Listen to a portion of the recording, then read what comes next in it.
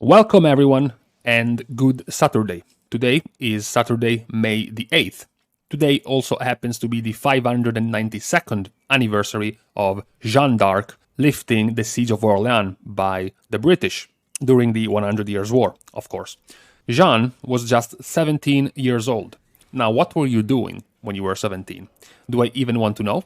I don't think so. But then again, to be fair, Jeanne d'Arc also died at the stake 2 years later at 19. So I guess there is pros and cons of being a badass, or at least what propaganda told us, but that's another story.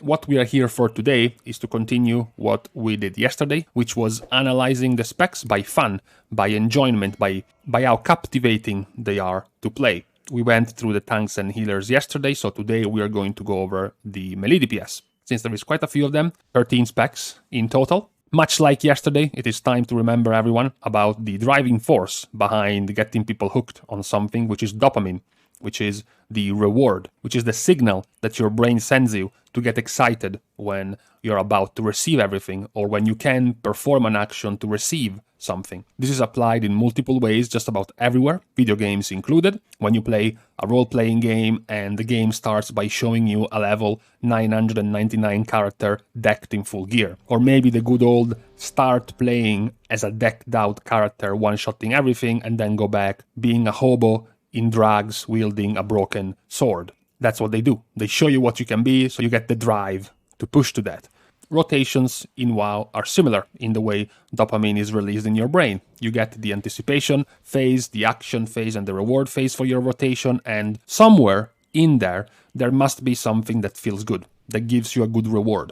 The reward can be the amount of damage you are doing, it can be how cool it looks, it can be how cool it sounds, or it can be all together, maybe how well the rotation flows, etc., etc., which is why the enjoyment factor is so subjective. Some people might not care at all about how things sound because they don't even have the sound enabled in-game. Some people don't care about the animation because they barely even look at them, which is why enjoyment factors can be so volatile. Sometimes people can't comprehend why would someone play a brain-dead 2-button spec, even though when you look a little bit deeper, beyond just that spec being a 2-button spec, it does have some satisfying elements in the rotation that make people enjoy the spec, enjoy to play it. So, talking about DPS, going for melee, first we are starting with the bottom. At the very bottom we have Assassination Rogue. I have mentioned this multiple times. At this point, Assassination is very monothematic and very bland in the way it plays. Blizzard hasn't been able to renew, to innovate and invigorate the way the spec plays. It has been buffed, sure. It has been buffed in Shadowlands multiple times to the point that now it's a pretty good spec to play because it's strong. But does it play well? Is it enjoyable to play? For me, Assassination doesn't have that many redeeming qualities. When you see at the rotation, or rather the priority system, the spells and abilities Assassination uses, you can see that a lot of this is very passive. A lot of this is very in the background that doesn't give you a lot of satisfaction. Of these abilities that you can see right here, the red ones are the ones that are passive, that are basically procced automatically by your character just auto-attacking or using other abilities. Melee, the two types of deadly poison, the instant one and the dot ones, as well as the mutilated flesh, which is your legendary, leaving a dot behind when you use mutilate, and then you have the blue ones, which are just dots, Rapture and Garrote. You have to click them once every 20 or so seconds for them to act automatically, and then you have the things you actually have to press often, Envenom and Mutilate, the Builder and the Spender. So it's very, very monothematic. We have mentioned in the tank and the healers where is the crowning point of your rotation. How do you peak in your rotation? How cool does it feel like to peak? For Assassination, there isn't much. You know, you mutilate a couple of times and then you envenom, and that's it. So it is kind of disappointing. It has lost quite a bit over time. Also, there is the fact that it lacks some sort of satisfying RNG elements. Yes, RNG is bad. We can all agree on this. The overuse of RNG can make you frustrated because it's going to make too much of your performance depend on RNG. So you feel like you don't have agency over your character. You feel like you're completely driven by randomness. But tiny little bits of RNG can be good. As I mentioned, dopamine is released in your brain even more when the reward you are getting is randomized. You get literally a double shot of dopamine. You get a shorter, more intense release of satisfaction when you're expecting a reward, but you don't exactly know how big it's gonna be. And RNG can help you with that. If you put some mechanics within your rotation that can give you a chance to gain something, a chance to do extra damage, it can be good because it feels nice when it happens. The times it becomes oppressive is when that mechanic is literally the decider between doing 70 percentile damage or 95 percentile damage. That is when the RNG feels frustrating. Assassination doesn't even have that. Assassination is very straightforward when it comes to its damage. Now, the only other spec close at the bottom with Assassination is going to be Arms Warrior. Well, not much to say when it comes to arms, rather than it works in an even simpler way than Assassination. Here is your run-of-the-mill Arms Warrior. You have Mortar Strike, you have Overpower, you have Slam as a filler, and Rend every 20 or so seconds as a dot.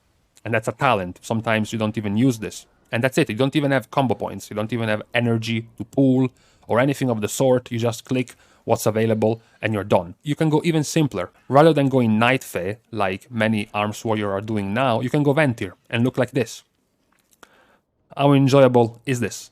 Where is the compulsion loop of the rotation? What is the crowning point of the rotation? What are you working towards in the rotation of arms that makes you feel good? There isn't really a rotation. It's more like a straight line where you press the same button every time. So it's difficult to find satisfaction with arms. One of the only saving graces for the people who do enjoy this type of playstyle is that eventually, later on in the expansion, it's going to be very fast. So it's going to give you this feel that you're going very fast, you're pressing many abilities, but if you wanted to do that, you could have gone Fury and done it right now. So at least for the moment, Arms doesn't look very enthralling to me in the way it plays. Now let's move above from the bottom, because these two are, I think, the worst specs. Like in the current state that they are in, they are the specs that play the worst. So they deserve to be in their own tier. After them, though, we have some more decent playstyle, acceptable playstyle for more players, starting with Survival.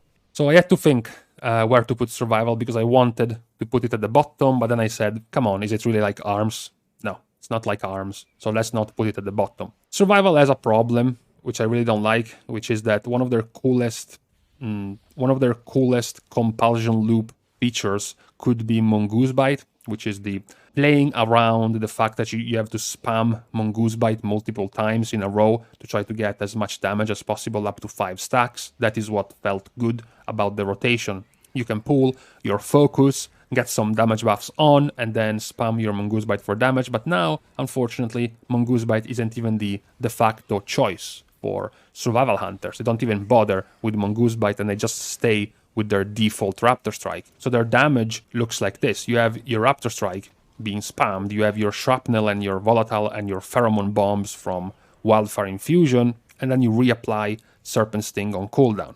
The rest is done by your pet, with Kill Command mostly. The satisfactory RNG elements that can make the rotation a little bit more spicier and feel a little bit more okay are there, because Wildfire Infusion does put some variance into your rotation, and it feels nice because the RNG is not very oppressive, is not very evil, so to speak, and also the RNG attached to Kill Command. You know, the 25% chance to reset the cooldown of Kill Command is also fine. It's not that bad, but as I said, it played better, in my opinion, before, back when Mongoose Bite was the way to go, because it did give you a very clear crowning point to your rotation, a very clear finishing point, and very satisfying if you were able to pull it off properly. Now that it doesn't have that, you know, it's a little bit stumped. It's sort of like missing something. Now, another spec I want to put down here is Outlaw Rogue. Well, Outlaw Rogue is actually just arms, functions very, very similarly. Outlaw builds up combo points with Sinister Strike and Pistol Shot, spends them with Dispatch. Every once in a while, they use Between the Eyes finisher for the crit bonus. And that's it. You just repeat this every time. Most of your other damage is going to be from passive effects, like your melee auto attacks. Outlaw has one of the highest melee auto attacks ratios at about 20% melee auto attacks plus your mastery, which is your extra procs of offhand hits. So The passive damage is very high. The abilities you yourself have to use are very little. There are basically non-existent debuffs or buffs you have to keep up or use any brain for. Slice and Dice is basically kept up for almost the entire fight duration by your Grand Melee Roll the Bones buff, and Roll the Bones itself has been essentially changed from what it was before, and this was good.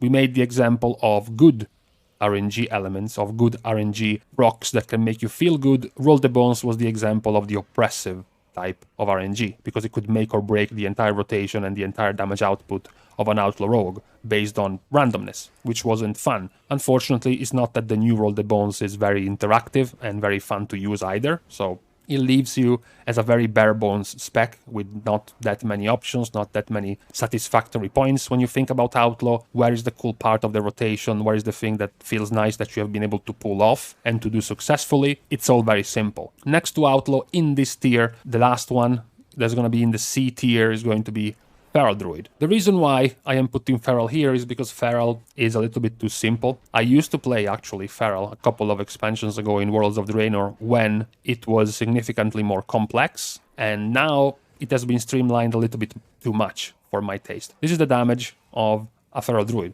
Yeah, sure, at first glance it seems as simple as an Assassination Rogue, right? You put Rip and Rake, which is literally Garrote and Rupture.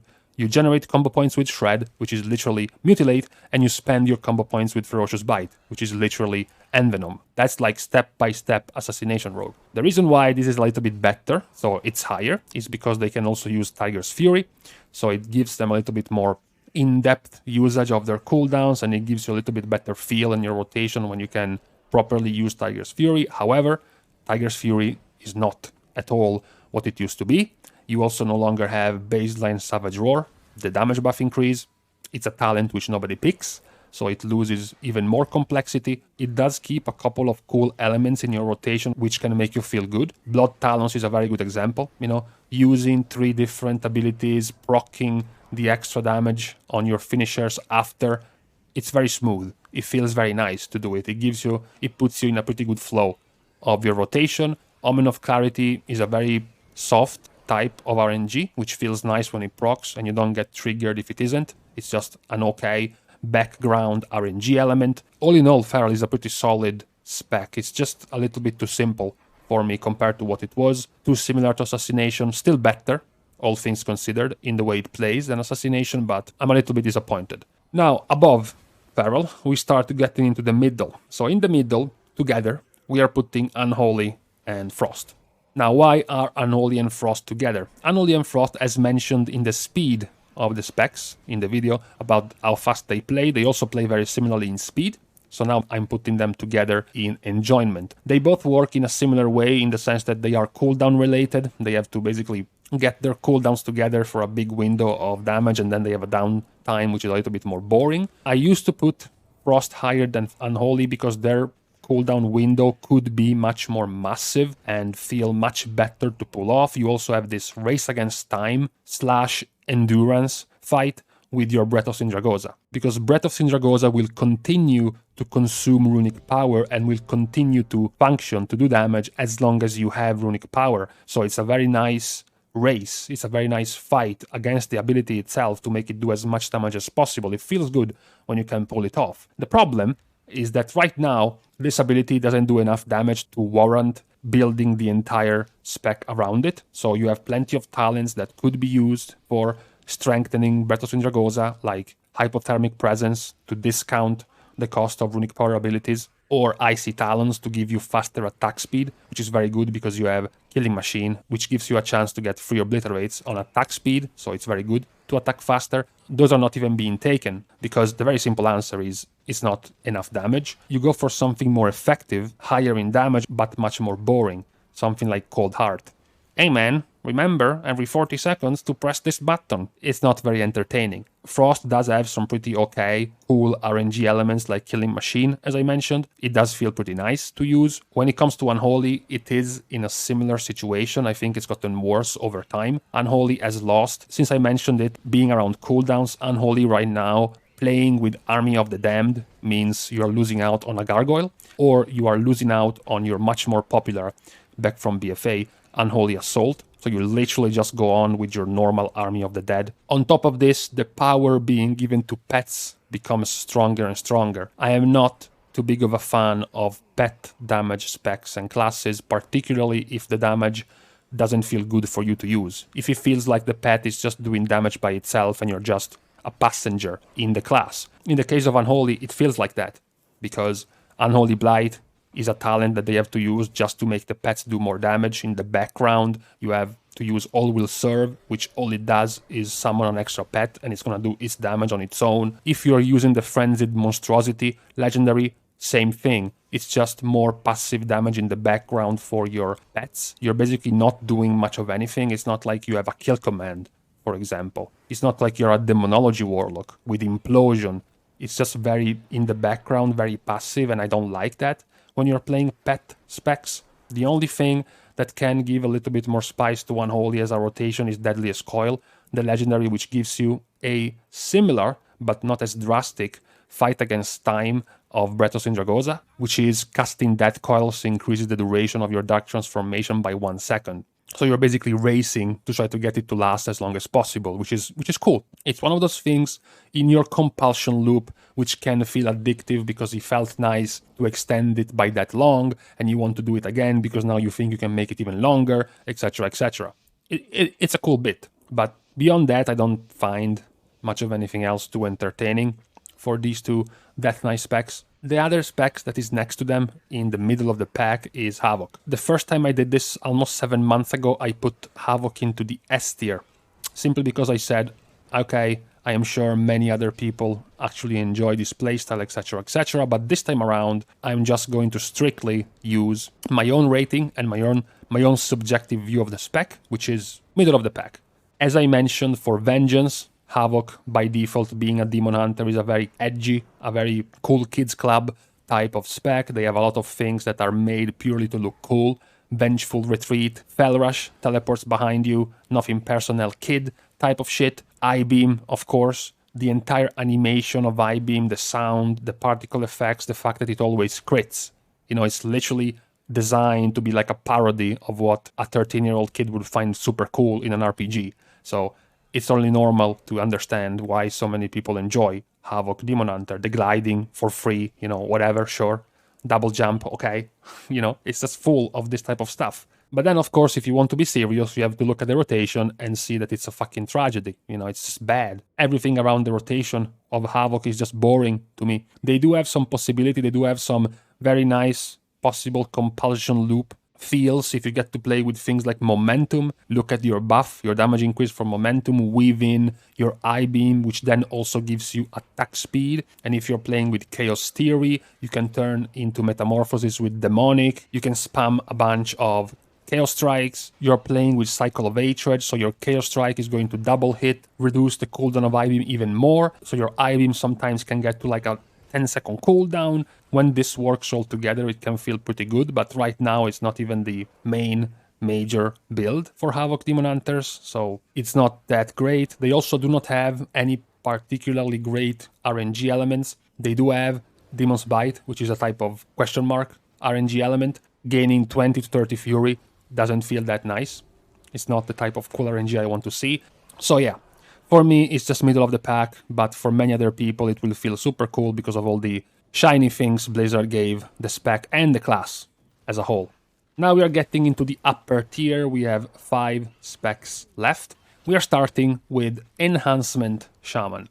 So Enhancement Shaman was also one of the specs I put into the A tier the first time I looked at them in the beta 7 months ago. Enhancement has a lot of things to do. Enhancement is one of the specs that could also be rated lower by many people. The reason is because they don't have a compulsion loop. They don't have a very clear builder-spender compulsion loop. They sort of have like a compulsion intersection of roundabouts. It's like a series of rings interlaced among themselves, because there is a lot of things to keep track for enhancement. There is their Flame Shock to keep up in AoE, multiple hits of Flame Shock. They can go for the Frost Shock build and build up their Frost Shock damage to use in AoE.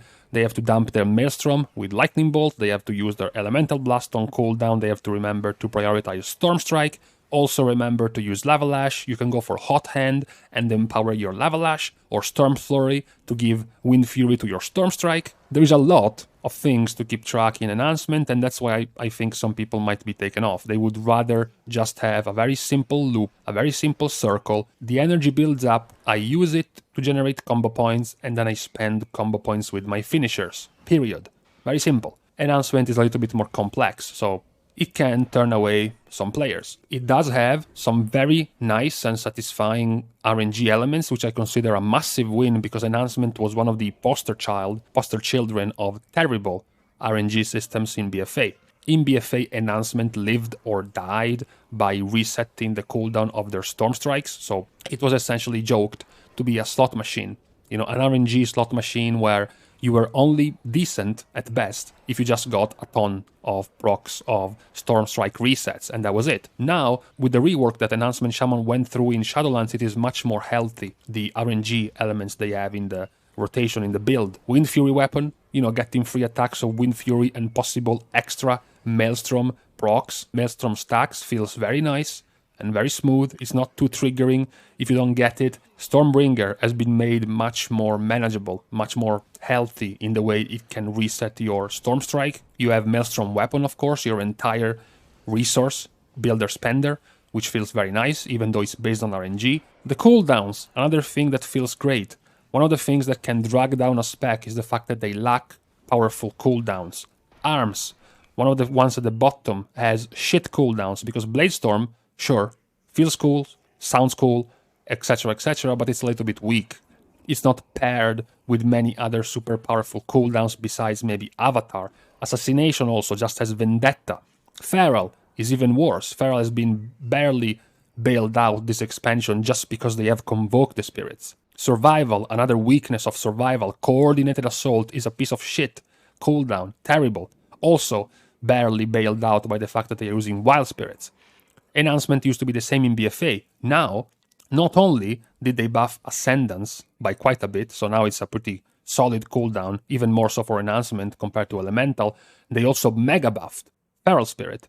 So now the doggos of Enhancement are actually properly good. And on top of that, the legendary they are using, Doomwinds, is also very good and also feels super good because the amount of procs you get from Wind Fury with this legendary feels super good. To see the effects, to hear the effects, and to see the numbers popping up, it just feels good. So it is a pretty good success. The rework of Enhancement, it feels very good to play. Now, all that's left is actually make it more viable and more flavor of the month, more mainstream, and all would be cool for the spec. Next to Enhancement, I am putting Retribution Paladin. Massive strides for Retribution Paladin from BFA to Shadowlands, reworked in a few things that made it much more bearable to play. Retribution Paladin before used to be a wannabe fire mage, all centered around a single cooldown, Avenging Wrath, a little bit long in terms of duration and generally too weak outside of this cooldown.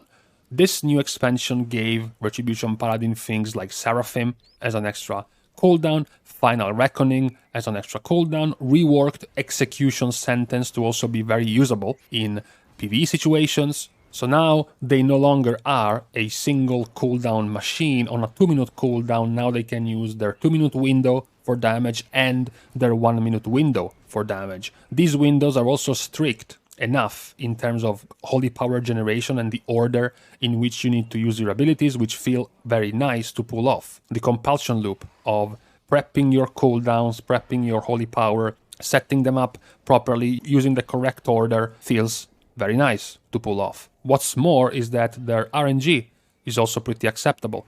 Final Verdict, their legendary, their single target legendary, has a nice effect to giving you a free Hammer of Wrath, but it's not oppressive. You're not fishing for that. It's not super important to your build and your rotation.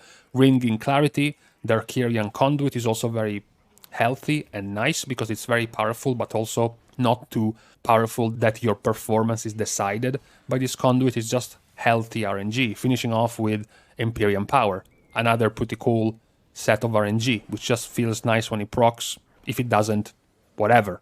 So it is pretty good, the specs as a whole. I do like it. It is also not that underrepresented. As I mentioned in the Mythic Plus video, Retribution Paladin is like the most popular Melee DPS specs at all key levels for whatever reason. It's performing fine. It's not the strongest, but nowhere near being the weakest, so it's fine, it's healthy. It's a cool spec right now. Talking about cool specs, the last one in the A tier is going to be Windwalker. There isn't really much to say at this point about Windwalker because they really have not changed much. Which is also sad because I'm gonna use this opportunity to remember Blizzard that Whirling Dragon Punch should be a baseline ability, my dear Blizzard. Besides this, what else is there to say? They have Storm Earth and Fire, everything revolves around it, their entire build literally pushes them to have a smooth, clean, and entertaining rotation because of their mastery.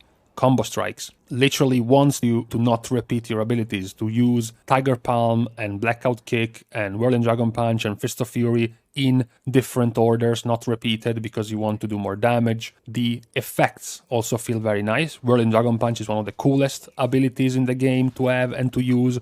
When you have Torment and Fire and you're split into 3, it's even cooler to see, to hear, to use, right? It's just very nice. The whole theme of Windwalker Monk, the old theme of the Eastern art style and Eastern inspiration for the Monk class is just very cool in general, and Windwalker is the one that takes this to the better level because Mistweaver and Brewmaster are kind of, yeah, sure they're monks, but Windwalker looks the coolest in that regard. And that's it, really. They just have a very smooth rotation, a very smooth loop. They have always had it ever since they were released, so not much has changed up to now. It's just nice to play.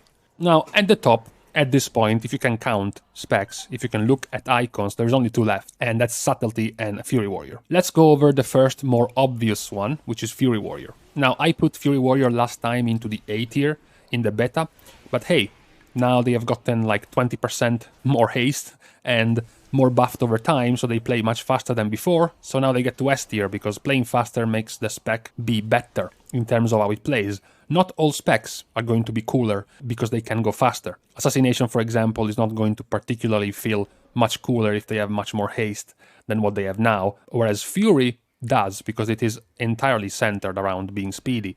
So, Fury as a whole, when you look at their damage, you're like, well, it's not that different from many other specs, right? 4 to 5 core abilities is not that different. Sure, you have Raging Blow and Bloodthirst as a core, and then you have Rampage to dump the Fury, and then you begin again. Every now and then you can also pop in an Execute or 2, right? Pretty standard. So, the difference here is the way the spec plays. The spec, of course, for those who do not play Fury, plays around Enrage. You have to use Rampage to go into Enrage, and then you have to generate enough Rage to go back into Rampage and use Rampage before Enrage is over. So you can refresh your Enrage and begin again. Every now and again you're going to be bailed out by Bloodthirst, proccing an Enrage randomly, but beyond that, it's this continuous loop. Reaching Rampage to get Enrage, to then race to get enough Rage to be able to get Rampage and gain Enrage again. That's a fucking tongue twister, but that's the point of the rotation. And it feels very nice, because it is very short, your abilities are being pressed very fast, and Rage already gives you a bunch of haste by default, plus your own haste generation. You can go very fast, it feels very nice to Rampage, to dump all your Rage, and it feels very nice when you're building Rage and you are getting to the point. You have the anticipation and then the action that gets you to your Rampage level, and the reward of dumping all the Rage, doing a bunch of damage, refreshing your Enrage buff, and then starting again. It's a very ADHD, hyperactive Zoomer spec. Boomer warriors are certainly playing arms and enjoying it more than Fury, that's certain, but Fury can still play certainly nice if you enjoy that type of rotation. They have also some pretty healthy and nice RNG elements, because sudden death, the chance to get Execute for free, is also pretty nice. It scales with haste, so it feels pretty nice when you're going faster, and then this procs more because of your haste. Also, they have Cruelty, which is the more important one. Raging Blow, while enraged, has a chance to reset its cooldown, so you get to use it again. Those are 2 pretty healthy type of RNGs. And then you have Anger Management for all the warrior specs. This also feels nice, because the more rage you are dumping with Rampage, the more your Recklessness gets off cooldown, and it feels nice to see the progress of this talent. So it definitely feels very nice. It has felt like this when it comes to Fury ever since the whole rework centered around Rampage. So not too much has changed. Since then, still very nice to play. Given a few months, given that you get enough gear to get the whole thing going, then it feels pretty nice. The other spec that's in here is Subtlety, which is a surprise, of course, for many people, because apparently now only OP specs can be fun to play. Subtlety right now is the least represented spec for both PvE, Mythic Plus and Raids, only beating Survival, and yet it's the more enjoyable to play. Look at that. Subtlety simply has a very good loop when you want to play it. It is miles ahead of the other two rogue specs, that's for certain. At first glance, the damage profile is not that different, because they have their builder, Shadow Strike, their spender, Eviscerate, and then they have their dot, Rupture, right? So it's not that different. The whole thing, of course, is centered around Shadow Dance, is centered around Symbols of Death, is centered around performing that very small window perfectly. And then you have your Deepening Shadows, which is another part of the rotation which feels very nice, which reduces the cooldown of your Shadow Dance the more you use your finishers, so you can start your Shadow Dance window again. The window itself is just very satisfying, because there is a lot of pressure put into the window, a lot of importance put into the window. This is the type of rotation which can also put people off, because they know that if they fail that window, if they slack, if they underperform in that window, they are punished way more. You are not as punished, for example, if you mess up refreshing the Flame Shock or failing to dump your Maelstrom stacks and overcapping a bit when you're playing Enhancement. Is not as punishing if you're playing Havoc and you I-beam at the wrong time and overcap in Fury. Subtlety's window is much more important to not mess up. This is the nature of burst-centric specs. The difference with Subtlety is, of course, that their window of burst is happening much more often, because the cooldown of Shadow Dance, you have 2 charges, and then you also reduce that 1 minute charge cooldown even more. You get to use it much more often than your run-of-the-mill Avenging Wrath of a Red Paladin, for example. So I like putting both specs here, Subtlety and Fury, because they work exactly in the opposite direction. Fury basically has no cooldown, because Ravager or Bladestorm or Recklessness are shit cooldowns.